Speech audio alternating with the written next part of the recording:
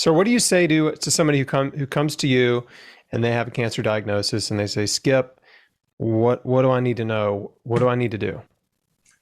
I tell them, first of all, nutrition is the key to life.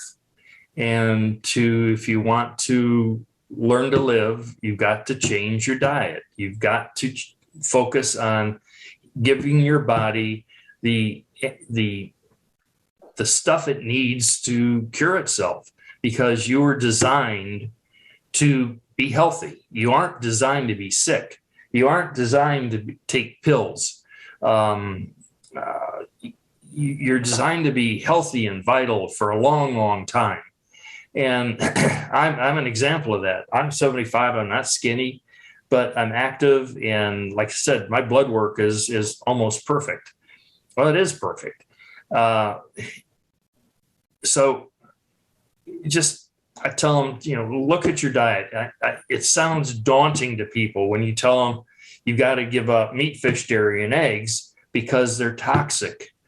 And the only thing I can do is I use my wife and I as examples. I said, look at us. Yeah, we look younger than our neighbors, and they're in their 50s and 60s. So there's not a whole lot you can do unless people want to change. And when you're diagnosed with cancer or any other terrible disease, even diabetes can be deadly.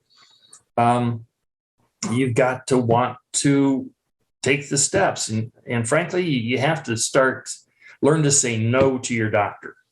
You got to say, no, I'm not going to take that pill. I don't want to take that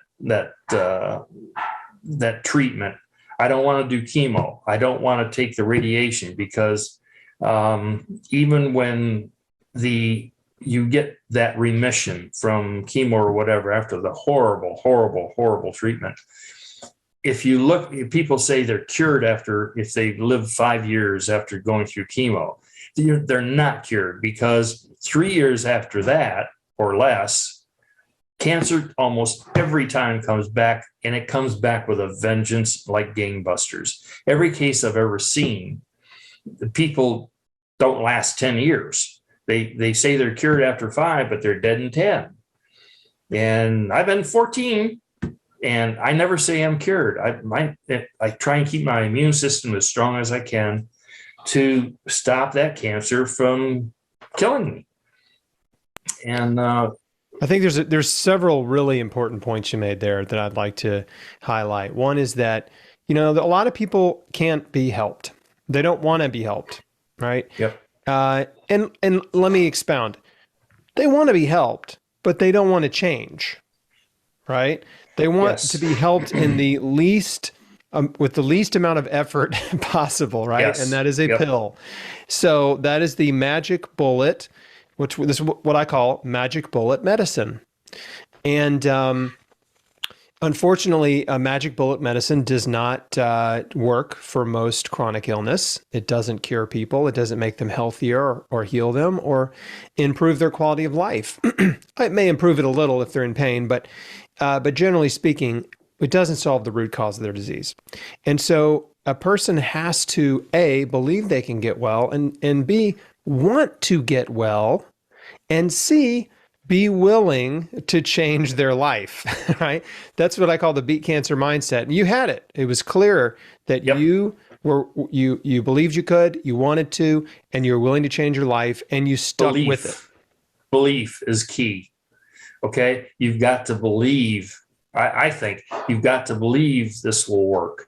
You've got to believe in yourself, and you've got to believe in that there is an alternative, and it is possible. And that belief, we try and help people with that belief in using ourselves as examples.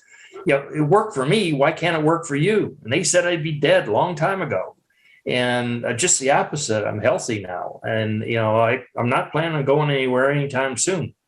And this is why I do these interviews, right? This is why I'm interviewing you, because, one story is powerful. And sometimes one person's story is all it takes to change your life, right? Yes. One person's story at the right time in your life can be so inspiring that it sets you on a completely different path and changes your life. So that's awesome. But guess what's better than one person's story, right? Two or 10 Yeah. or 100. And so, Or a thousand or 10,000. exactly. So the more stories of healing and survival and thrival, a word I made up, Yep. that I can share, that we can share, the better, because then it becomes, even to the skeptic who says, "Oh, that's just an anecdote. Oh, they're just lucky," right? Then even the skeptics sit up and start to take notice when they see, wait a second, all these people who are healing advanced cancer, surviving advanced cancer, and didn't do conventional treatment are all saying they did the same things, right? There are Exactly. common threads in all of these stories that cannot be ignored. I mean, they can be ignored, but they shouldn't be ignored, right? So your story's powerful. And man, I'm so proud of you. I'm so glad that you made the decision you did. Oh, me too. Because I know it's a lot of people are not willing to give up their favorite bad habits, their favorite junk food, Yep. right?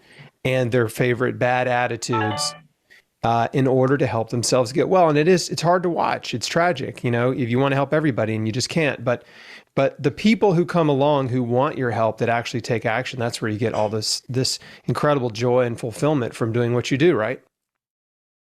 Thanks for watching. If you like what you just saw, why not subscribe? Here's a link to do that. And if you'd like to watch the full interview, you can find it at chrisbeatcancer.com. There's a link to it in the description right below this video.